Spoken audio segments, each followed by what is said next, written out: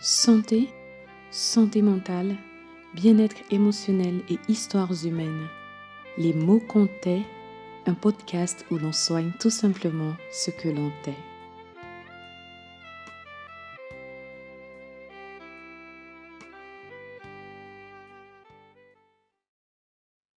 Bonjour chers tous, chers auditeurs de la Radio Jenna. Je suis Délivrance T. Et c'est pour moi un réel plaisir de vous souhaiter la bienvenue dans ce nouveau numéro du podcast Les mots comptaient, le podcast où l'on soigne ce qu'on tait, ces choses douloureuses qu'on a l'habitude de passer sous silence. Dans ce podcast, nous essayons de libérer la parole dans le but de guérir, dans le but d'aller mieux.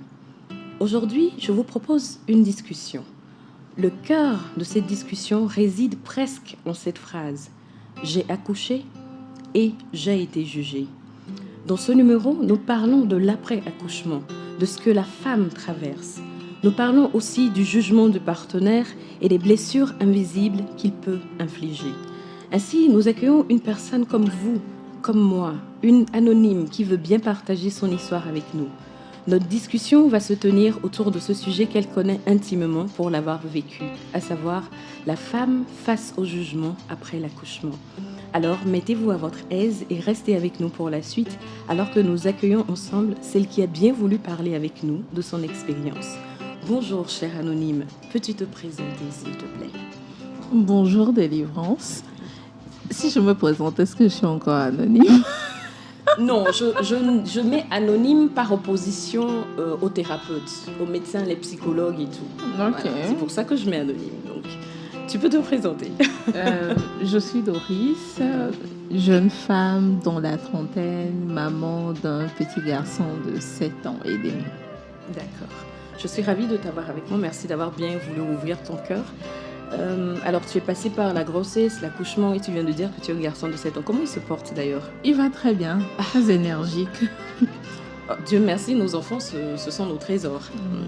Peux-tu me dire un peu comment tu te sentais dans ton corps avant de tomber enceinte? Bien, somehow, parce que avant que je ne tombe enceinte, je pense que j'avais commencé à prendre du poids parce que je souffre d'un syndrome qu'on appelle le syndrome des ovaires polykystiques.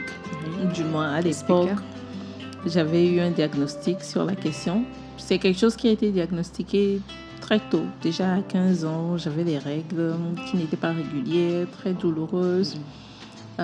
Beaucoup de boutons dans l'adolescence en tout cas.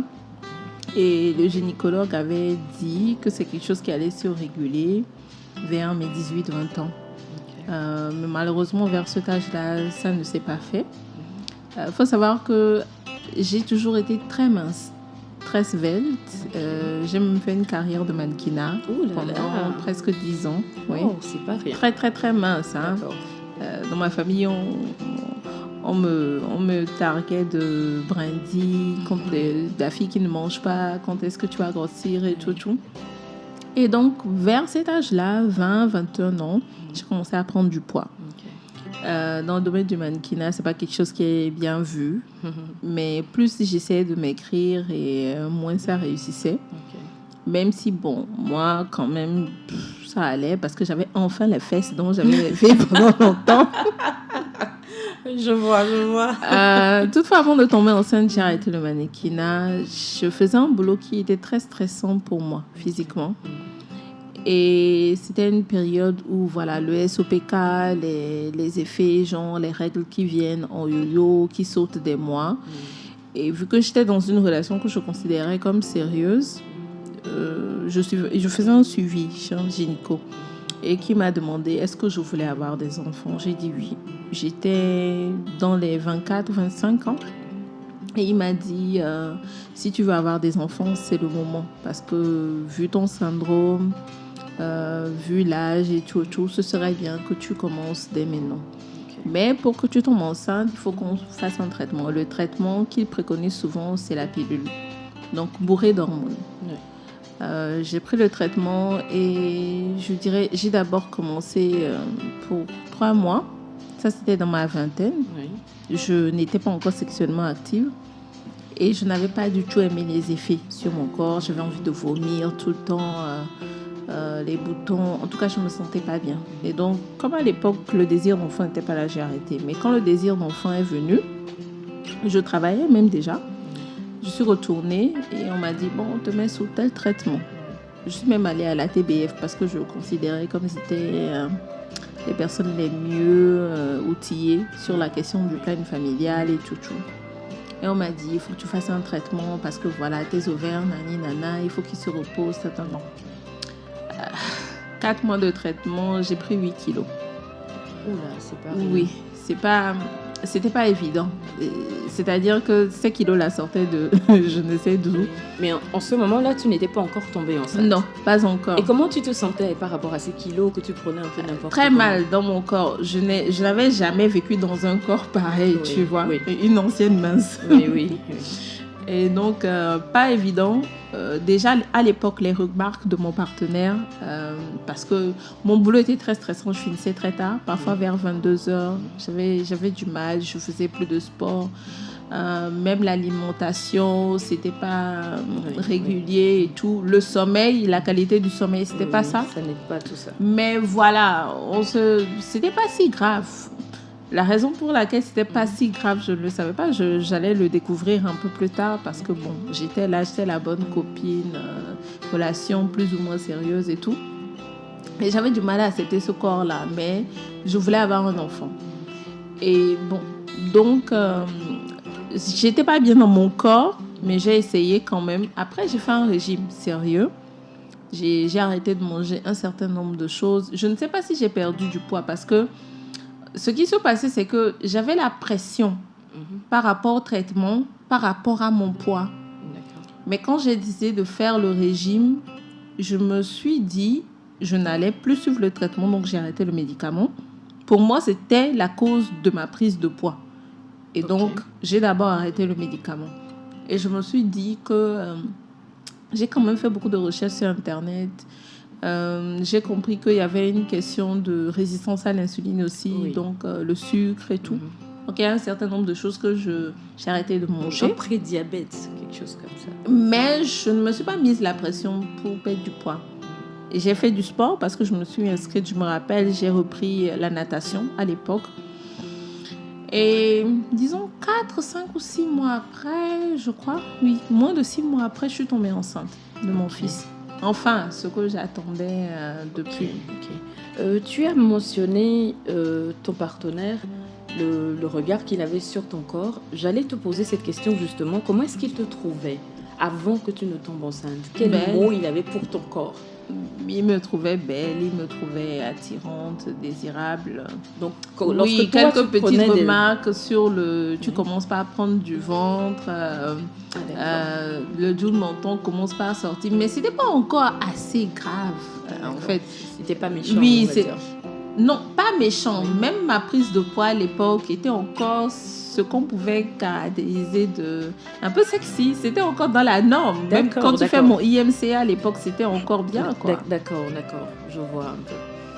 Et maintenant, comment s'est déroulée ta grossesse? Comment est-ce que toi-même, tu réagissais au fait d'avoir ton corps qui change encore plus? J'imagine que ton corps a changé encore plus. Oui, mon corps a beaucoup changé, mais j'ai eu un phénomène, bon, je ne veux pas dire bizarre. C'est peut-être aussi par rapport au stress que j'ai eu, au stress émotionnel que j'ai vécu pendant la grossesse, mais je n'ai pas pris de poids pendant ma grossesse. J'ai plutôt perdu du poids. Oui, c'est vrai que ça arrive à certaines personnes, assez rarement, mais ça arrive. Quand je suis tombée enceinte, j'étais à 74 kilos. Bon, à l'époque, mon poids standard, c'était 69, 70, je crois. J'étais à 74 quand je suis tombée enceinte. Quand j'ai accouché, j'étais à 74. Donc, tu enlèves le poids du bébé, le poids du liquide amniotique et tout. Je me suis retrouvée à 68 après l'accouchement. J'avais jamais été aussi mince depuis des années. Et tu le vivais bien, le fait de plutôt maigrir? Sincèrement, j'ai eu une très belle grossesse. Je n'ai pas eu de problème avec ma grossesse. Je marchais tous les jours parce qu'à l'époque, le boulot que j'avais n'était pas loin de chez moi. D'accord. Donc, je marchais aller-retour. C'était inconscient. Hein. Ce n'était même pas truc là. Mais je marchais, tout simplement. J'avais beaucoup d'activités à l'église, je marchais aussi. À un moment donné, j'ai eu un accident de moto, vu que je conduisais Pendant une la moto à grossesse. l'époque. D'accord. Et on m'a interdit de conduire. Donc, la plupart de mes déplacements, j'essayais de marcher. Et ça a marché parce que, sincèrement, je n'ai pas eu une grossesse compliquée. Maintenant, oui, le regard de mon partenaire sur moi, par exemple, sa libido avait drastiquement diminué. La mienne avait augmenté, mais la sienne avait diminué.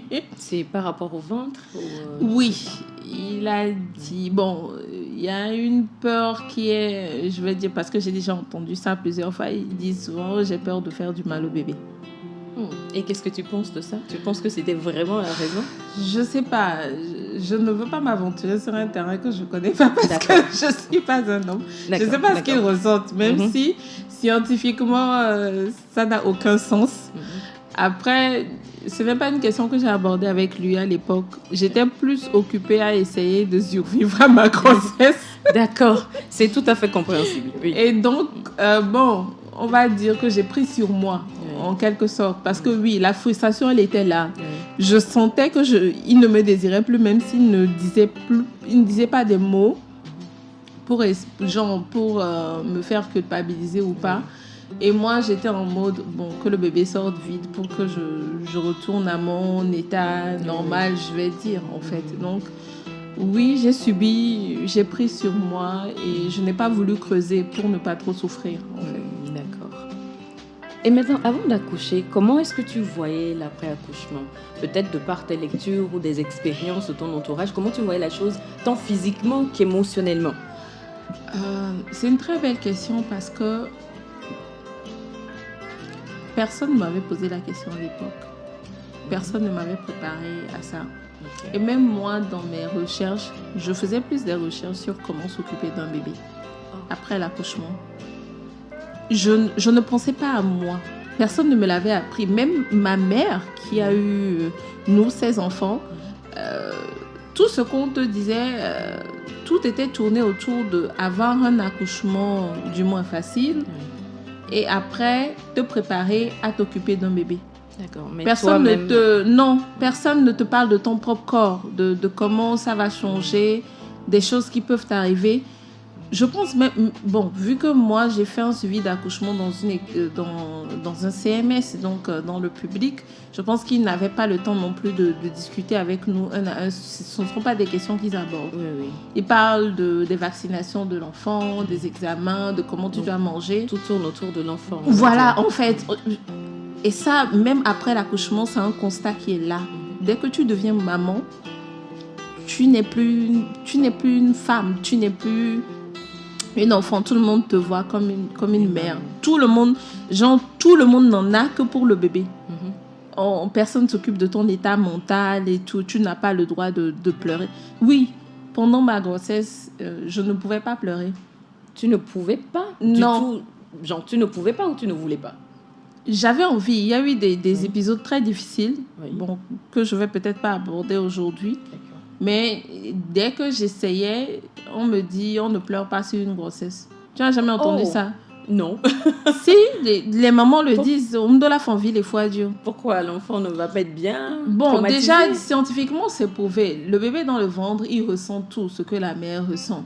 Mais je pense que leur idée, c'est de se dire qu'il ne faut pas que le bébé se dise que tu es triste de l'avoir, voilà, qu'il n'est pas désiré ou bien qu'il va naître dans un foyer à problème. Donc, tu ne dois pas pleurer sur le bébé. Donc, tu te retenais, en fait. fait. Alors que c'est ça qui est pire, en fait, parce que que tu te retiennes ou pas, les émotions, une fois qu'ils sont là, ils sont là. Et normalement, c'est mieux de pouvoir les évacuer, que ce soit en parlant, en pleurant, mais de les évacuer, de faire la paix. Mais moi, j'ai retenu beaucoup de choses dans ma grossesse. Tu sais, j'ai jamais entendu ça, le fait qu'on dise de ne pas pleurer sur une grossesse. Il y a d'énormes interdits quand on pense.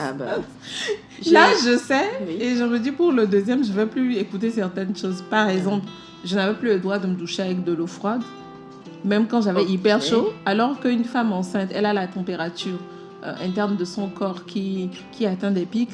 Donc, tu as tout le temps chaud. Mais soi-disant que si tu te douches avec de l'eau froide, le bébé, quand il va sortir, il va trembler, il va avoir le syndrome des mains qui tremblent. Tu ne peux plus manger en public. On m'a même dit qu'il ne faut pas manger des fruits ronds en public. Donc la pomme, l'orange, personne ne doit te voir le manger. Tu dois être caché dans ta chambre. Wow. Je ne dois pas boire de pure water ou bien de l'eau devant quelqu'un. Je vois pas le rapport. On dit qu'on va transformer l'enfant en sachet d'eau, que tu vas accoucher d'un sachet d'eau. Mais j'en apprends. Mon Je Dieu, sais, j'ai tellement entendu eu. des gens me dire que des femmes enceintes ne devraient pas manipuler des aiguilles. Mais les autres là, j'avais jamais Il y entendu. en a plein, je te dis. D'accord. J'en ai entendu des... Ah, vraiment. Bah, du coup, toi, tu es passé au travers de tout ça. Et finalement, ce qui s'est passé après, tu ne t'y attendais vraiment pas du tout. Pas du tout. Pas du tout. Que ce soit pour le bébé ou pour moi-même, même mon propre... Déjà, tu sais pas comment va se passer ton accouchement. Ça s'est Moi, bien passé pour toi? En quelque sorte, l'accouchement en lui-même ne m'a pas fait mal. Quand je le dis, les gens trouvent ça mal. J'ai eu un gros bébé. Mon fils faisait plus de 3 kilos.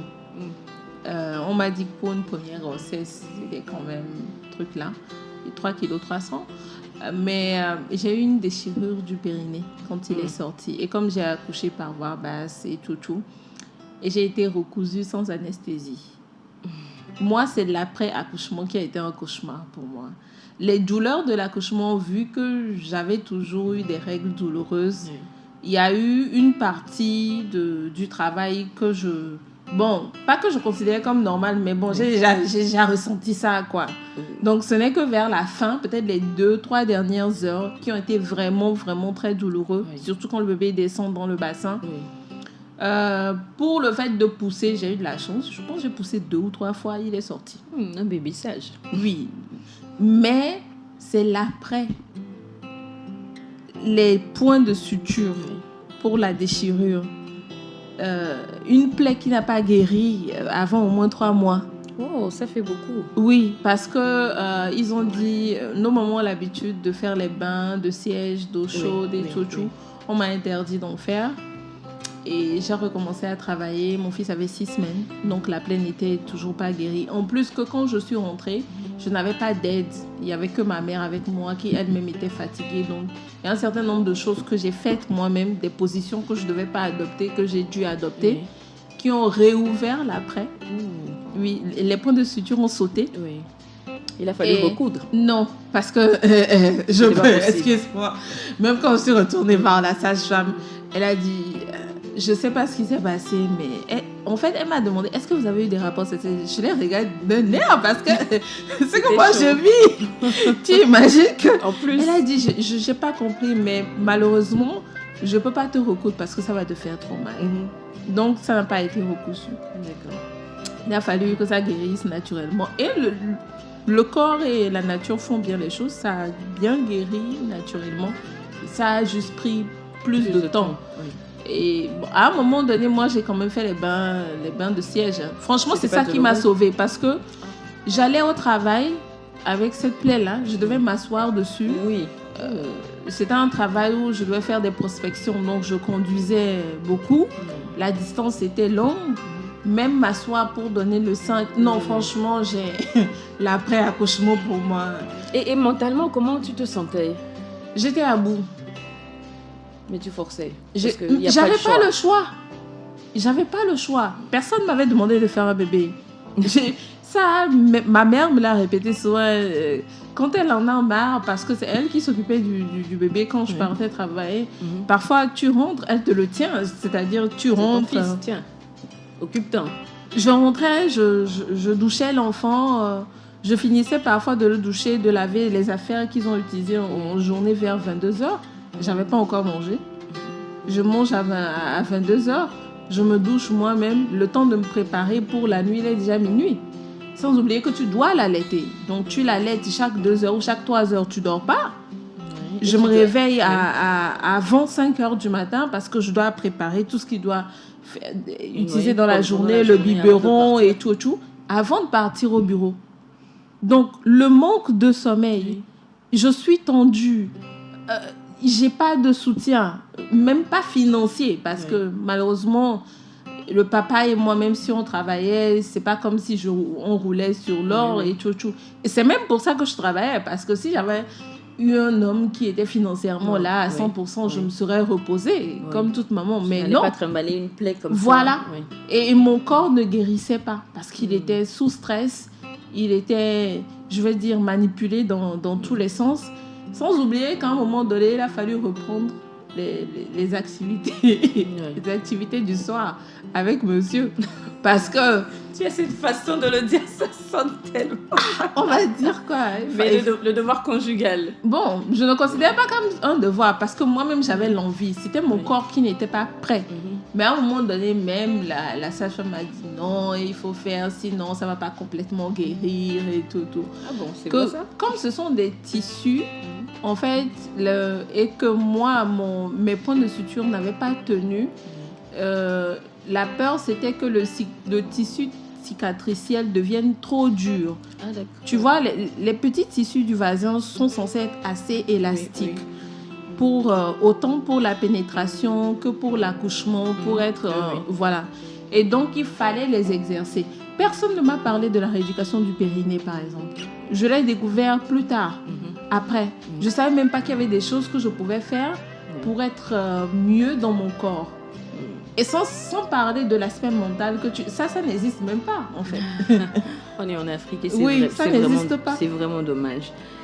Comment est-ce que ton partenaire réagissait dans tout ça par rapport à toi? Oui, pendant l'accouchement, il n'avait pas trop ce désir parce qu'il parlait de ne pas blesser le bébé. Maintenant, après, comment est-ce qu'il réagissait par rapport à ton physique, au changement, peut-être dans ta personnalité? Pour dire la vérité, j'ai pas eu de chance. Mon partenaire n'a pas été, est-ce que je vais dire compréhensif? Il y a eu des infidélités. Et quand il y a beaucoup de dynamique dans un couple, il n'y a pas que la sexualité, il y a beaucoup de choses qui sont autour. Moi, je m'étais retrouvée en mode, on construit une famille. Et il y a un bébé qui est là. Même si physiquement, j'étais un peu plus épuisée et tout. C'est moi qui ai pris l'initiative de reprendre les activités sexuelles. Et il était réceptif? Oui, non seulement parce que j'en avais envie, mais aussi parce que je trouvais que ça prenait quand même un peu de temps. Et connaissant la dynamique de notre couple, je me disais qu'on avait besoin d'intimité. Dieu merci, ça n'a pas été physiquement douloureux. Toutefois, je pense que nous deux, nous avons découvert la réalité du corps de la femme après accouchement. Mes sensations avaient changé, mon corps avait changé, et donc ce n'était plus pareil. Il a fallu réapprendre. Je n'ai même pas eu la chance de réapprendre parce que moi, j'ai senti que c'était différent. Et étant une personne qui communique beaucoup, je me rappelle lui avoir demandé « Est-ce que c'est différent pour toi ?» Il a dit non, ça va.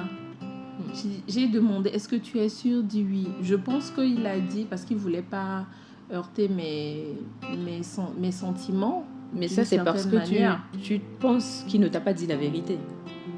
C'est pas que je pense qu'il n'a pas dit. Il n'a pas dit la vérité. Parce qu'il y a eu des conséquences à ça après. Ah, d'accord. La fréquence a diminué. J'ai demandé, j'ai initié la conversation. J'ai dit, qu'est-ce qui se passe et tout. Il m'a sorti des non, je suis beaucoup plus fatiguée, le stress. Comme il y a maintenant un bébé, bon, tu sais, la nuit, quand vous essayez de faire quelque chose, les enfants aussi, ils se réveillent. On dirait des armes forgées contre nous.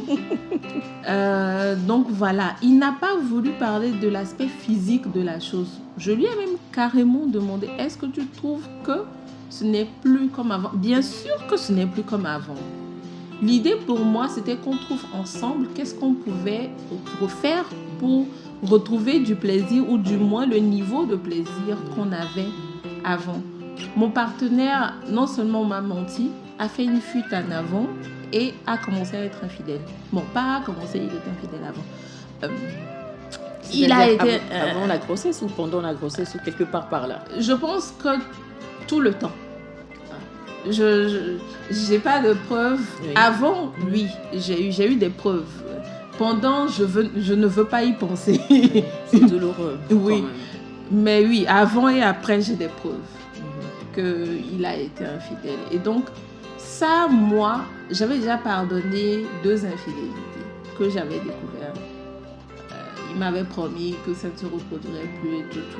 Et quand j'ai découvert celui-là, à 6 mois postpartum, j'allaitais un bébé, ça a cassé quelque chose en moi.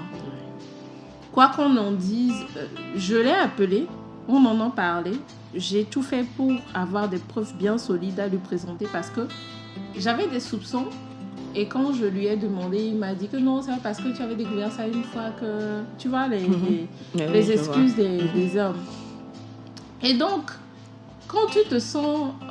tu ne te sens pas désiré physiquement. Tu essaies de discuter avec la personne ne te dit... Au moins, s'il me dit, bon, c'est ça, je vais dire, ah, ok. Même si je dois discuter avec d'autres femmes pour comment est-ce que vous gérez tout, parce qu'il y a ce support système-là au moins qui existe, que tu peux avoir. J'ai même essayé des moyens traditionnels, tu vois, des bains de siège, des herbes que tu prends et tout.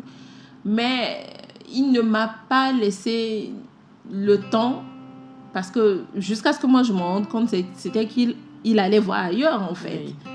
À 6 mois après accouchement. Donc je l'ai appelé, je lui ai dit, mais qu'est-ce qui se passe? Pourquoi tant, alors que j'essaie de créer un cadre qui est là pour que nous puissions être épanouis et apprendre. Et c'est là que c'est tombé. On m'a dit, ton corps a changé. Ok. Et tu ne me donnes plus envie. Et c'est 6 mois après qu'il te sort ça. Oui. Qu'est-ce que tu as ressenti quand il a sorti cette Mais énormité? qu'est-ce que tu vas ressentir? Ça fait mal. Ça fait très mal. Tu lui as dit que ça t'a fait mal après? Mais bien sûr. Tu en as parlé avec lui? Déjà, mon visage, le choc. Il me dit, excuse-moi, parce qu'il a commencé comme ça. Excuse-moi, mais tu es devenue flasque. Flasque? Oui. C'est dur. Oui. C'est dur quand on considère en plus que tu as porté son enfant. Ah, est-ce que la plupart des hommes voient ça comme ça? Non, parce que là, ils ne voient pas la beauté de ce que ton corps a accompli, mais on va direct au jugement. Oui, je pense qu'il voit la beauté de ce que mon corps a accompli, mais il aurait aimé que cela redevienne directement comme c'était avant. Quel regard est-ce que toi-même tu avais sur ton propre corps? C'est peut-être là aussi que le bas blesse le plus. Je n'ai pas... Bon, si je le dis, on dit souvent que nous les femmes nous rejetons la faute sur les autres, mais je n'ai pas été éduquée à m'aimer physiquement. Je te l'ai dit, j'étais mince. Et les remarques que j'avais de ma famille étaient que j'étais trop mince parce que tout le monde dans ma famille est en forme. Oh. Et donc, c'était une forme de stigmatisation. Je considère que mon objectif suprême était d'avoir un peu de forme en tant que femme. En grandissant, j'avais des comportements de garçon manqués parce que personne ne me considérait comme une femme, vu que je n'avais pas de forme. Donc, et puis, bon, j'étais aussi la seule fille parmi les garçons. Donc, j'étais pas du tout féminine. C'est même pour ça que j'ai décidé de faire du mannequinat à la base. Parce que je voulais apprendre à une femme et c'était pas ma mère qui allait m'apprendre à marcher ou bien à me maquiller ou bien à faire ce que je considérais comme était... j'avais pas de grande sœur. D'accord. Et donc, je suis rentrée dans le mannequinat et j'ai appris à marcher, avoir des manières et tout. On peut le dire que c'est inné aux femmes, mais non, ça s'apprend aussi. Oui, c'est quand tu vois que tu mimiques. Et entre autres, il y avait d'autres aspects de mon physique. Tu vois les insultes que les parents ont l'habitude de faire pour leurs enfants. Pour eux, en fait, ils le font tellement si naturellement qu'ils ne se rendent pas compte de l'impact que ça a sur toi, ton mental. Tu parles de quel genre d'insulte ma mère m'a souvent insulté mon gros nez. Mes lèvres aussi, qu'elle trouvait trop lipues. Parce que selon elle, quand j'étais bébé, j'avais de petites lèvres et que quand je grandissais, elles commençaient pas à bouder, donc j'ai les lèvres boudeuses. Bon, il y a une expression en éveil pour ça et donc c'est tout le temps ça en fait. Donc mon corps, je n'ai jamais vraiment appris à l'aimer. Quand j'étais mince, je voulais grossir. Quand j'ai commencé à prendre du poids, je voulais perdre du poids. Donc, completely a mess. Et malheureusement, la société, sans parler de mon cas particulier, je pense que nous, les femmes, on nous apprend à nous regarder avec les yeux des hommes autour de nous. Donc, ce n'est que le compliment d'un homme qui te fait... Moi, j'ai appris à accepter mes lèvres parce qu'il y a eu un garçon qui me draguait à l'époque qui disait que c'est ce qu'il préférait sur moi. Je me rappelle que la première fois qu'il a dit ça, je l'ai giflé. Genre, c'est parti tout seul. En fait, tu pensais que c'était un mensonge ou bien une façon de se moquer de moi. Il l'a pas mal pris, il a dit non, qu'il est sincère, que c'est vraiment... Et quand il me voit, après, même si je n'ai pas de réaction physique, tu vois sur mon visage que ça m'énerve. Il a dit non, je vais te le dire jusqu'à ce que tu l'acceptes. Effectivement, merci, c'est un travail qu'il a fait sur moi. Il me l'a répété tellement de fois et je voyais qu'il était sincère parce qu'il me draguait et tout, que c'était vraiment la partie qu'il préférait de mon corps. Il y a eu un autre travail sur ma poitrine que je considérais comme trop plate à l'époque. Bon, comme j'ai dit, j'avais pas beaucoup d'attributs féminins. Que voilà, il a fallu que ce soit des hommes qui me fassent des compliments pour que petit à petit, je commence pas à accepter mon corps. Donc, imagine une jeune fille qui grandit comme ça.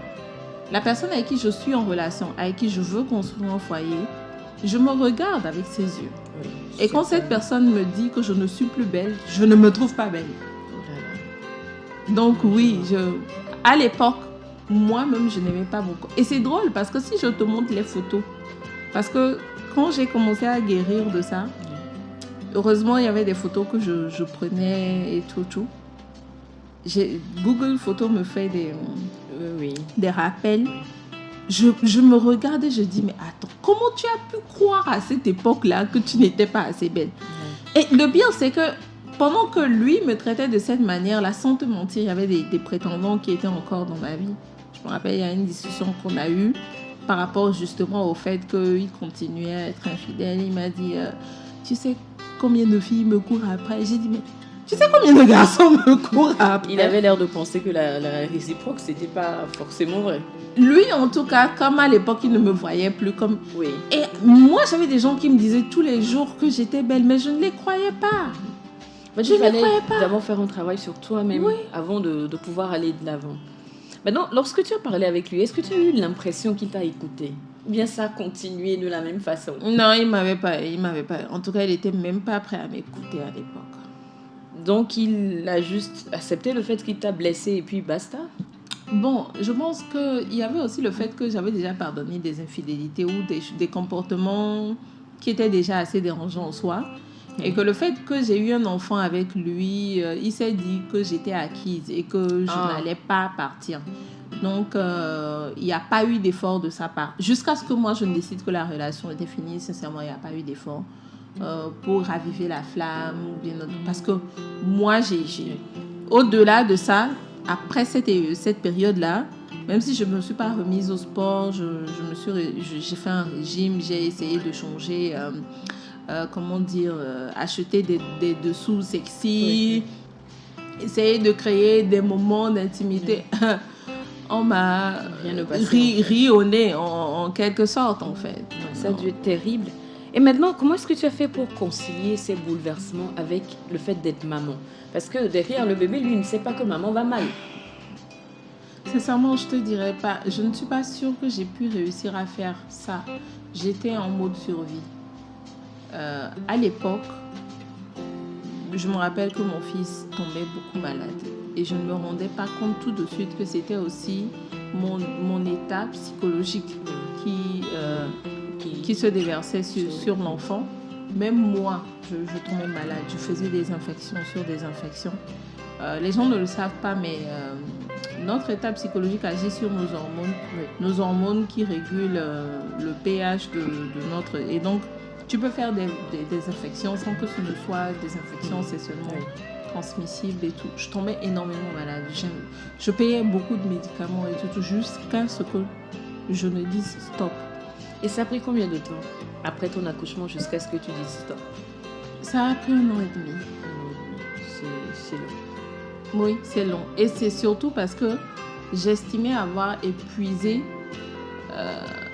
tous les recours que je pouvais faire pour sauver ce couple-là, pour raviver la tension entre nous.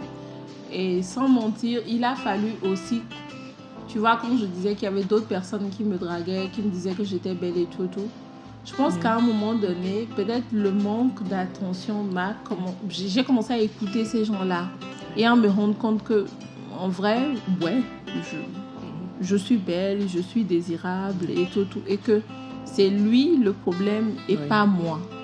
Mais ça a pris du temps avant que tu ne t'en rendes compte. Ça a pris du temps. Et bon, tu sais, j'accepte totalement que dans un couple, grossesse ou pas, qu'il arrive un niveau où tu ne désires plus l'autre. Ou bien même que tu ne veuilles plus continuer la relation. Ce que je demande, c'est du respect. Et ce que je demande aussi, c'est qu'on ne me mente pas quand j'essaie de poser des questions sur ce qui se passe. Et aussi de la communication. Si, depuis le début, quand j'ai remarqué que nos moments d'intimité n'étaient plus ça, que j'avais posé la question, qui m'avait dit « Je suis désolée, mais j'ai un souci avec tant. » Même si, peut-être, on va dire que la manière de le dire m'aurait blessée, j'aurais apprécié l'honnêteté parce que j'ai posé quand même la question. Et j'aurais apprécié qu'il fasse l'effort de me dire « Ok, la situation est telle, qu'est-ce que tu penses qu'on peut faire ? On peut essayer ceci, on peut trouver du temps pour faire ceci ensemble. Est-ce que tu as besoin de tel type d'accompagnement ? » Parce que, excuse-moi, mais je ne vivais pas avec lui. Et donc, il ne me soutenait en rien en ce qui concerne le bébé. Même, tu vois, le fait que tu vives avec un homme, il y a des petits travaux à la maison que le papa peut faire pour toi. Moi, je n'avais pas eu ça. Il y avait aucun J'avais la charge de l'enfant sur moi à 100%. Est-ce qu'il s'intéressait au moins à l'enfant ? Même pas ? Ce n'est pas le sujet du jour. Je peux pas répondre à cette question. D'accord. Donc, j'avais tout ça sur moi. Si c'était qu'il y avait une partie de ça au moins qui était prise. Parce que je me rappelle lui avoir fait la réflexion que mais j'ai le temps de faire le sport quand ? Parce que même les week-ends, moi, je dois venir chez toi, faire le ménage, laver tes affaires et repartir chez moi épuisée. Wow. Oui, c'est la vie de femme mariée chez nous. Je vais pas le week-end, j'aurais pu parce rester chez moi, m'occuper de mon enfant, parce que j'ai pas vu mon conjoint de toute la semaine, ou bien que je considère que mon fils n'a pas vu son père pendant une semaine. Moi, je dois me déplacer pour aller chez lui. Et parfois, tu viens, il n'est pas là. Il vit sa vie, donc, et tout. Mais bon, comme tu es la femme, tu es venue. Tu viens faire le ménage, tu laves les choses, tu laves les habits de ton homme, tu ranges, tu fais la cuisine et tout. Et la nuit, tu fais ton devoir aussi. Je ne vais pas dire ce que ça m'inspire parce que comme tu l'as dit, on n'est pas là pour ça. C'est abusé. Écoute, je vais partager une histoire avec toi que j'ai lue sur Internet et qui m'a touchée. C'est une jeune maman qui dit « Après mon accouchement, j'avais du mal à me reconnaître. Mon corps avait changé, je ne rentrais plus dans mes vêtements d'avant et dans ma tête, c'était le flou. J'essayais de m'accepter, mais c'était difficile. Un jour, alors que je me changeais dans la chambre, mon compagnon m'a dit calmement « Tu devrais peut-être porter des choses un peu plus amples. Ton ventre me déconcentre. » Sur le moment, je n'ai rien dit. J'ai juste baissé les yeux, j'ai enfilé un t-shirt large et j'ai senti comme un vide. Après ça, il ne m'a plus vraiment touchée. Moi, je me suis sentie honteuse, invisible. Ce jour-là, j'ai compris que j'allais devoir me reconstruire toute seule. C'est l'histoire. J'ai trouvé terrible de lire une chose pareille en me disant que beaucoup de femmes vivent ça. Oui, beaucoup de femmes le vivent et malheureusement, beaucoup d'hommes n'en ont pas conscience. Ils considèrent que c'est leur droit, voilà, ou quelque chose qui leur est dû, que la femme doit rester mince et svelte et tout le temps. Oui. Parfois même on t'oppose d'autres femmes qui auraient accouché, qui auraient gardé leur corps. Oui. Moi, dans mon cas, par exemple, je n'ai pas pris de poids, comme je t'ai dit. Oui. Mais voilà, le ventre était là par rapport à ma... Même ça, sincèrement, il faut que je te montre des photos pour que tu vois. Parce que je trouvais abusé. C'est vrai que, tu vois la peau du ventre qui était distendue. Oui.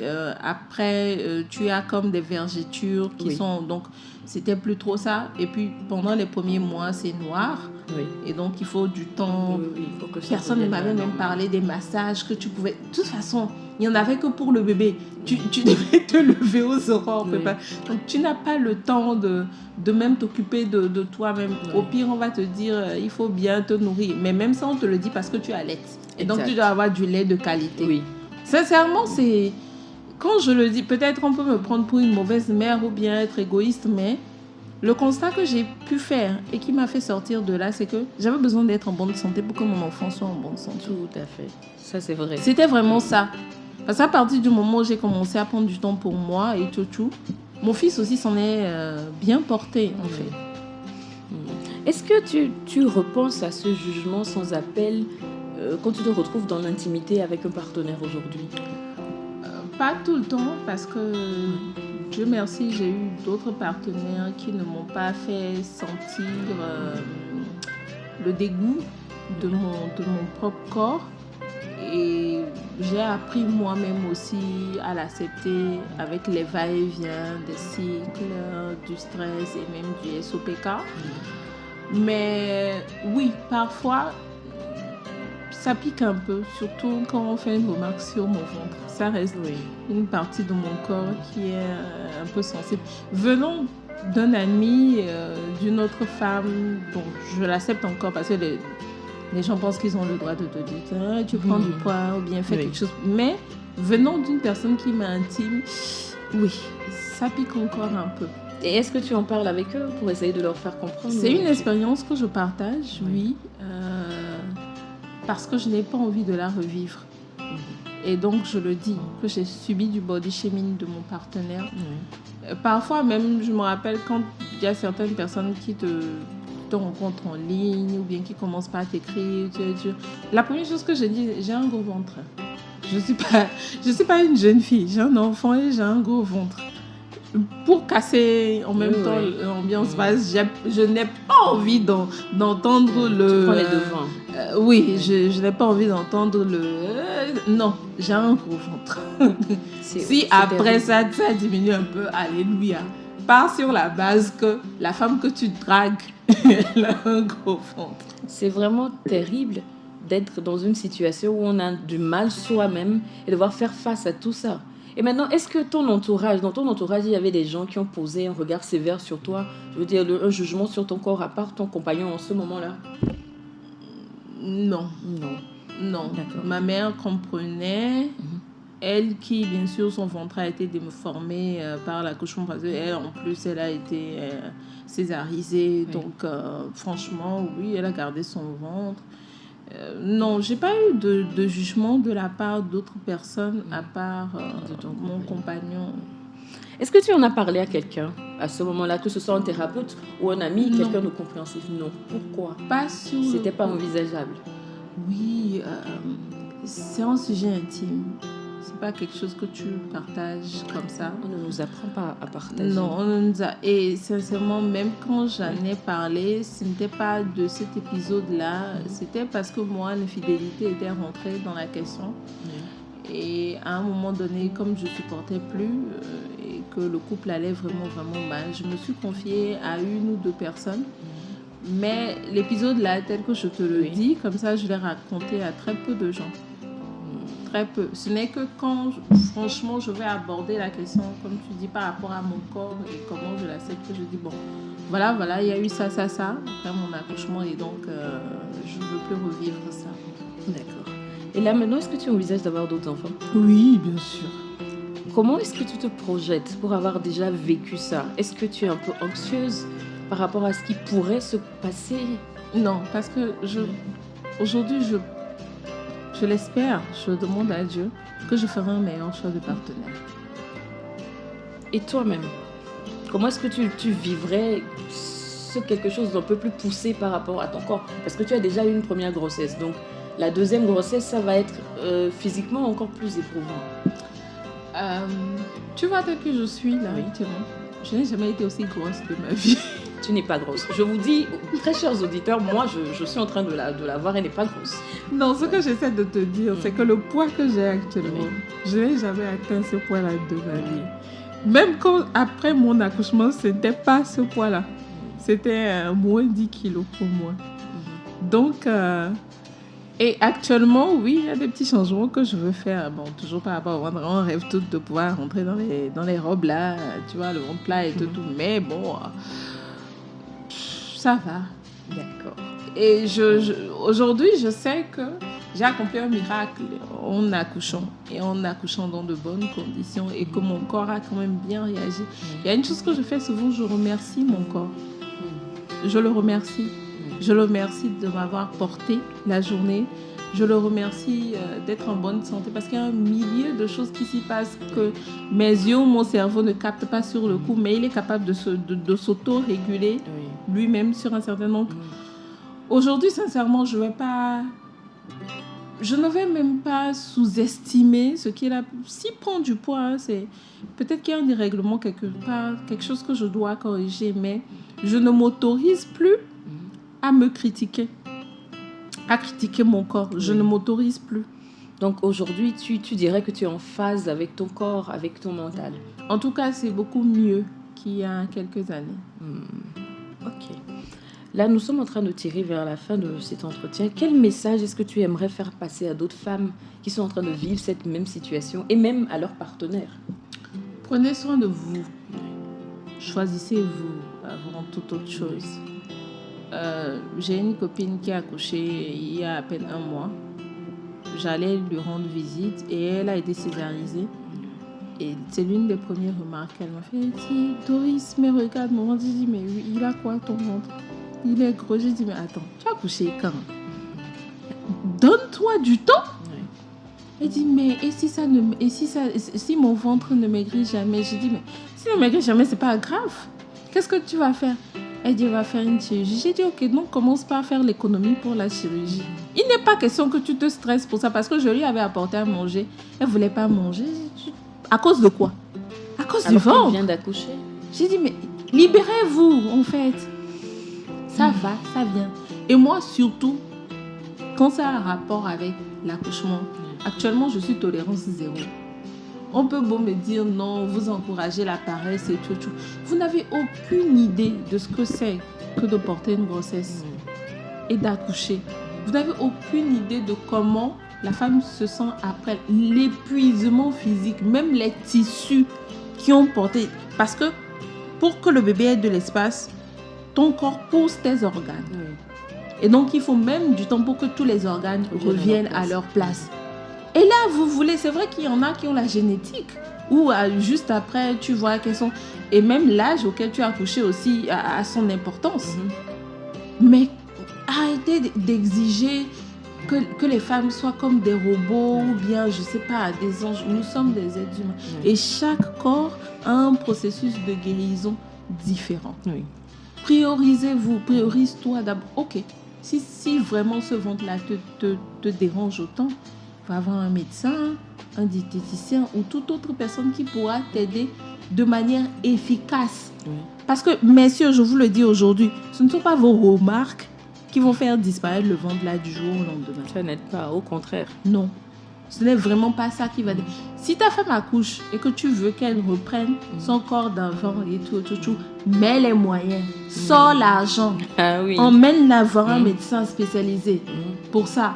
Inscris-la à la salle de sport, pas un où on va la torturer, un où elle pourra avoir un spa et des massages après. Parce que ces tissus ont été traumatisés, il faut que son corps revienne à elle. Et n'oubliez pas qu'elle est en train d'allaiter un enfant. Il y a tout ça, il y a la fatigue qui est là. Mettez l'argent, arrêtez de dire seulement avec la bouche. Mettez les moyens. Aidez-la à pouvoir mieux dormir la nuit.